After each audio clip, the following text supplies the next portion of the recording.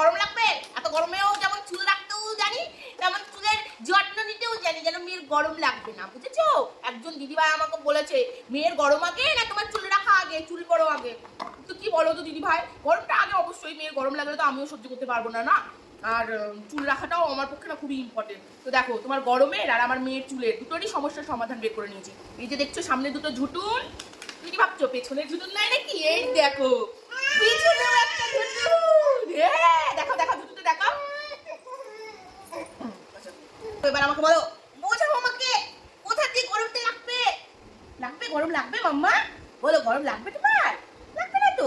তুমি আমাকে এইভাবে দেখছো কেন? দেখেছ ঝুটুন, দেখেছ? শিখে নাও ঝুটুন বাঁধা। হ্যাঁ, চুল রাখতে হয় না বাচ্চাদের? শিখতে হয়, ঝুটুন বাঁধা শিখতে হয়।